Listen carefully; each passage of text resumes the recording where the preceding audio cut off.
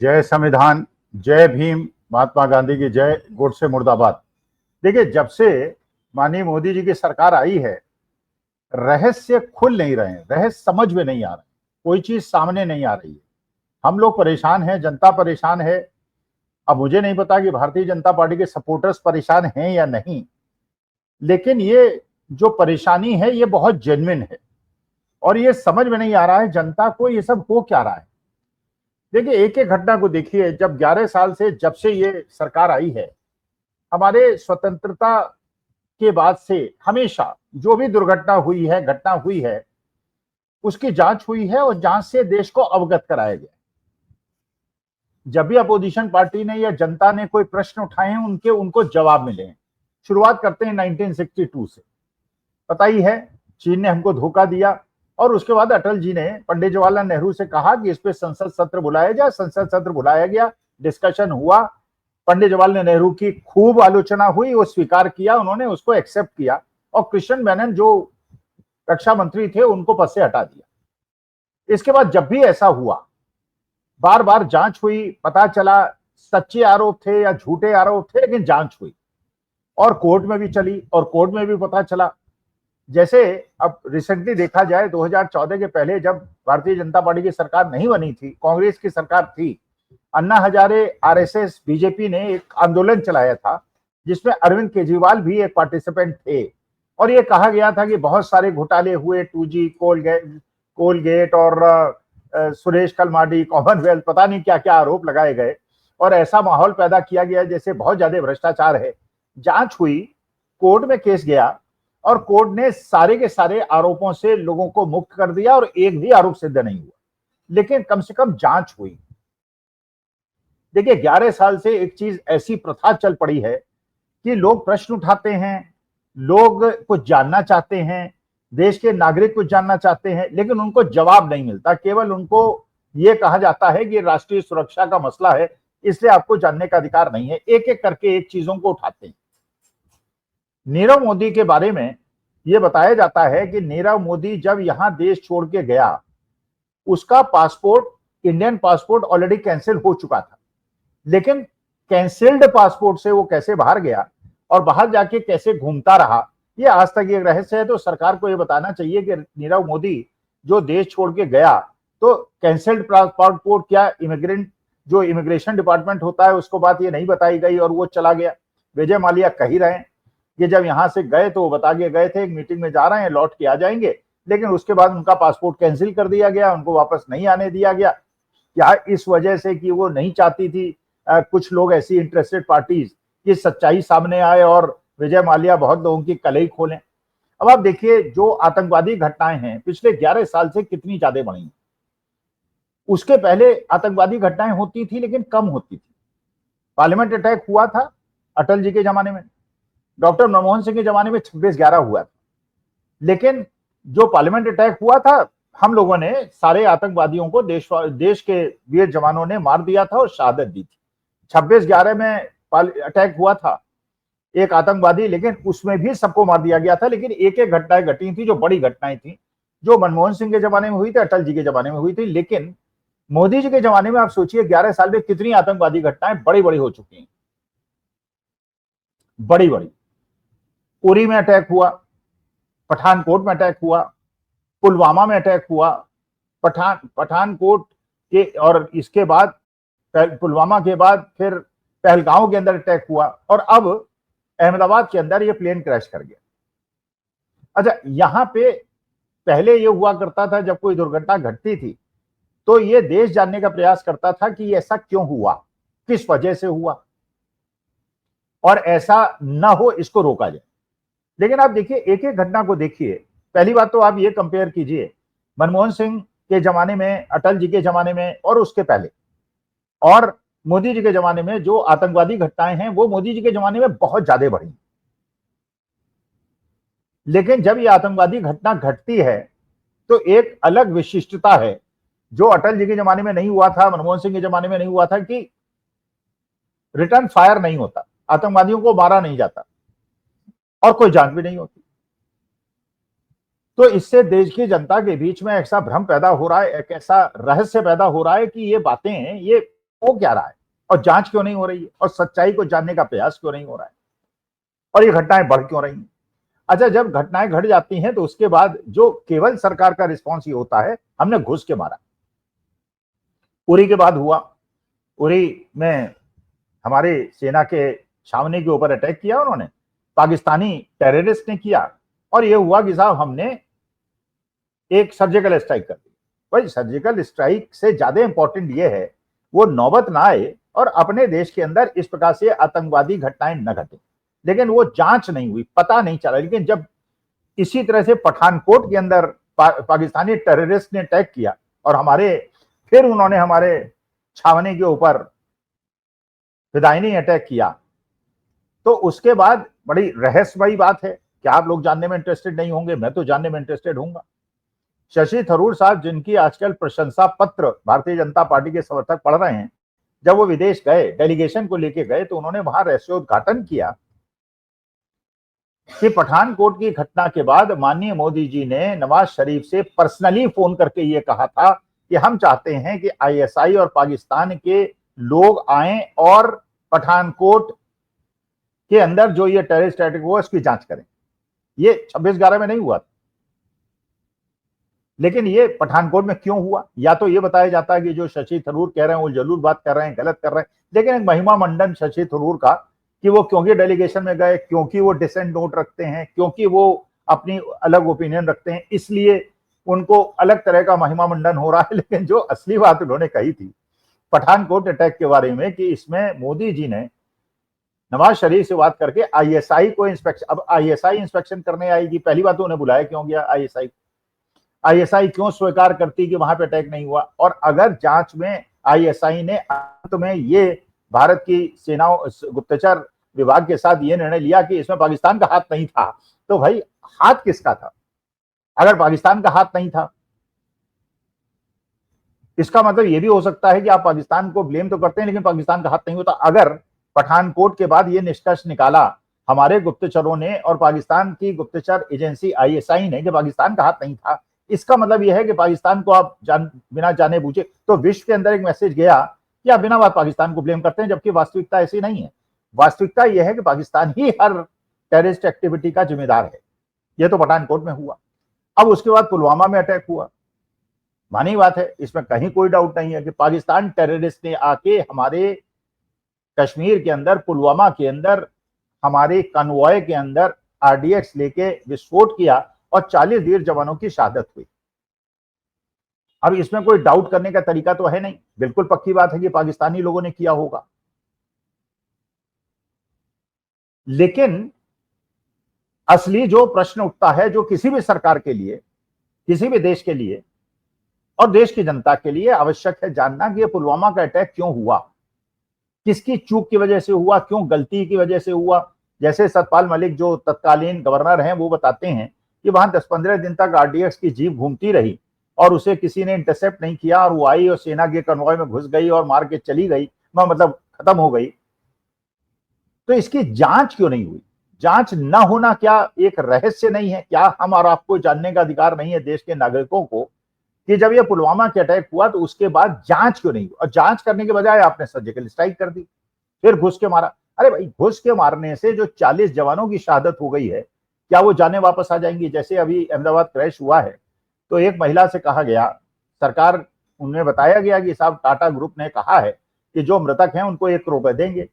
तो उस बेटी ने बड़ी अच्छी बात कही, उन्होंने कहा मेरे पिता को वापस कर दो, मैं 2 करोड़ 3 करोड़ देने के लिए तैयार हूं, लेकिन मेरे पिता को वापस कर दो। इसका मतलब यह है कि अगर आपकी असावधानी, अगर आपके निकम्मेपन की वजह से आतंकवादी घटनाएं होती हैं और उसके बाद आप कंपेंसेशन देकर उसका, लेकिन आप जांच नहीं कराते। क्या 6 साल हो गए हैं पुलवामा आतंकवादी अटैक के बारे में? किसी को पता चला देश के अंदर वो अटैक क्यों हुआ था, किसकी असावधानी की वजह से हुआ था, किसी को दंड मिला था? नहीं पता चला। अब इसके बाद आप देखिए पहलगांव की घटना घटती है। पहलगांव की घटना भी बहुत सारे रहस्य पैदा करती है। पहली बात तो यह है कि जब वहां 2000 पर्यटक थे और इतने लोग वहां पहुंच गए थे, उसके बाद वहां पे 300 किलोमीटर दूर से पाकिस्तानी बॉर्डर को क्रॉस करके आतंकवादी आ कैसे गए? उन्होंने मार कैसे दिया? मार के भाग कैसे गए? अभी तक ट्रेस क्यों नहीं हुए और जांच क्यों नहीं हो रही? भाई अगर जांच नहीं हो रही इसका माने आपको छुपाने का प्रयास कर रहे हैं, वरना जांच कीजिए, स्पष्ट सब कुछ सामने आ जाएगा। भाई सीसीटीवी होंगे, ड्रोन से आपके जो ड्रोन घूमते रहते हैं वो तो बड़ा सेंसिटिव एरिया है, पता चल जाएगा वो टेररिस्ट कहाँ आए थे, कहाँ छिपे थे, कब। लेकिन अगर वो टेररिस्ट को कहां से आए, कहां गए, कैसे मारा, उसके बारे में जानने का कोई जिज्ञासा ही नहीं है, रहस्य तो पैदा करता है।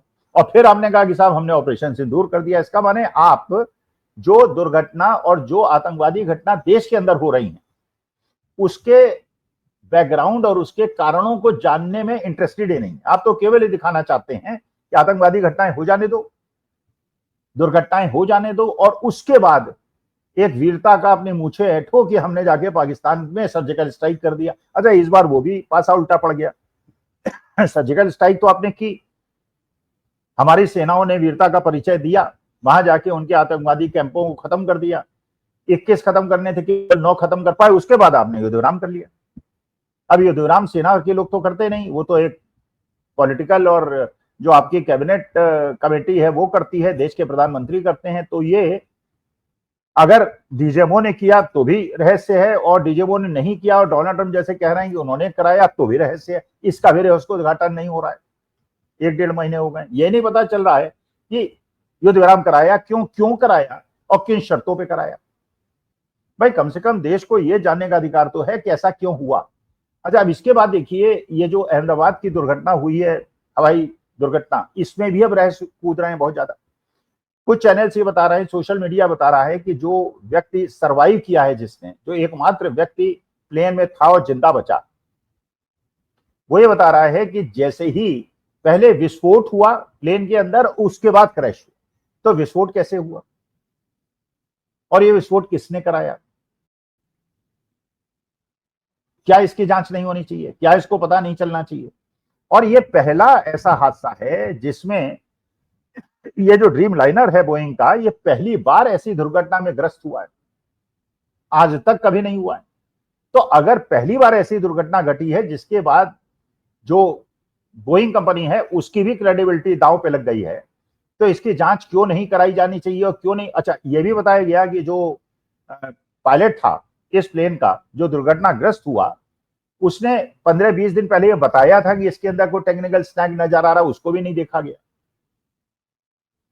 जो यात्री दिल्ली से अहमदाबाद गया था दुर्घटना होने के पहले, उसने भी कहा था कि उसके अंदर जो इलेक्ट्रॉनिक सिस्टम थे काम नहीं कर रहा, एसी काम नहीं कर रहा, उसका भी कोई संज्ञान नहीं लिया। बल्कि जिस बच्चे ने 13-14 साल के बच्चे ने जो अपने गांव से, आदिवासी गांव से आके अहमदाबाद के अंदर उस समय घूमने आया था, और उसने कौतूहलवश ये प्लेन की वीडियो बना रहा था और अचानक वो गिर गया। उस वीडियो के बनाने की वजह से 12-13 साल के बच्चे को पुलिस घसीट के ले गई, उससे कुछ उगलवाने का प्रयास हो रहा है। अरे भैया, वो 12-13 साल का बच्चा, जिज्ञासा होती है, जो भी गांव से पहली बार आता है, ग्रामीण क्षेत्र से आता है, जब वो ऐसी जगह आता है तो मोबाइल उसके हाथ में होता है, तो जिज्ञासा बस उसको देखने का प्रयास करता है। इतनी दर्दनाक मौतें हुई,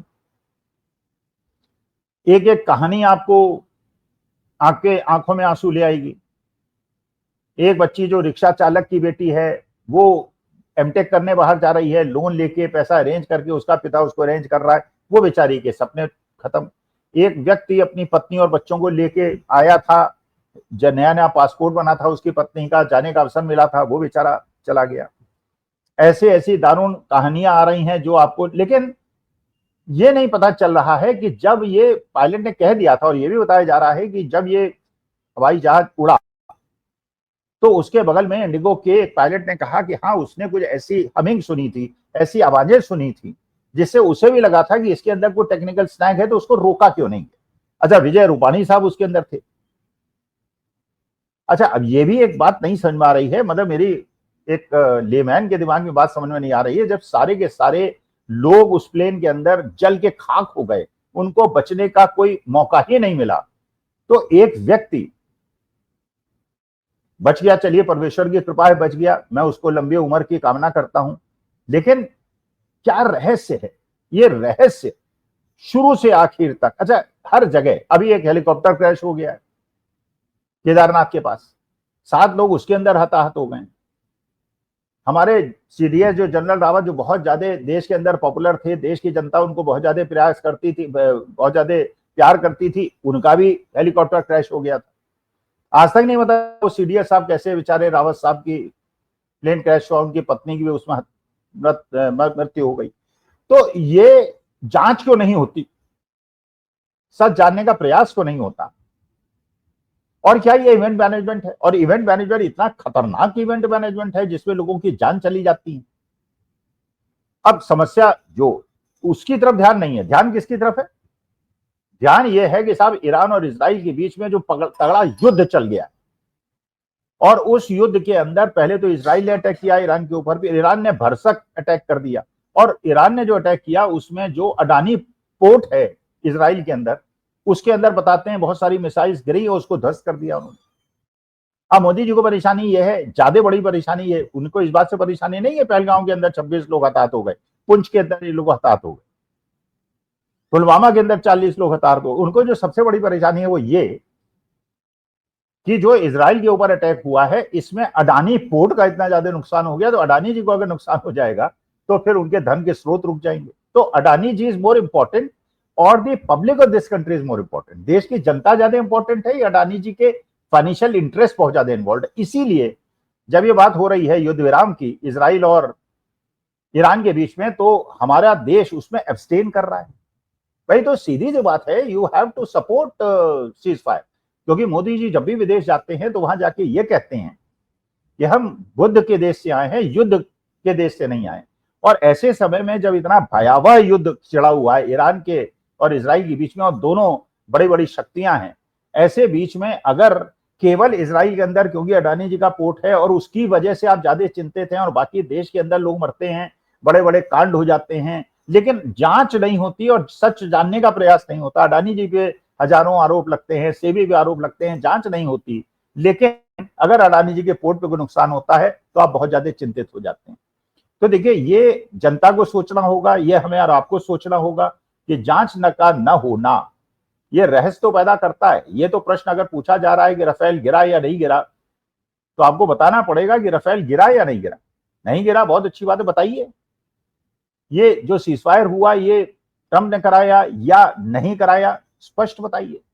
ये बात बिल्कुल स्पष्ट बताइए कि अगर राफेल नहीं गिरा जांच करा लीजिए। और ये भी आप बताइए कि ये ड्रीम लाइनर जो एयरलाइन का ये जो प्लेन है ये आज तक पूरे विश्व के अंदर नहीं गिरा, तो आप क्या कह सकते? अच्छा, ये भी अफवाह उड़ाई गई थी सोशल मीडिया के अंदर, भारतीय जनता पार्टी वाले उतारा कि उसका जो मेंटेनेंस है, प्लेन का मेंटेनेंस है, वो टर्किश कंपनी कर रही है। टर्किश कंपनी ने स्पष्ट कर दिया है और टर्किश गवर्नमेंट ने बल्कि स्पष्ट कर दिया है, ये अफवाहें भारत और तुर्की के बीच में गलतफहमी पैदा करने के लिए हो रही है।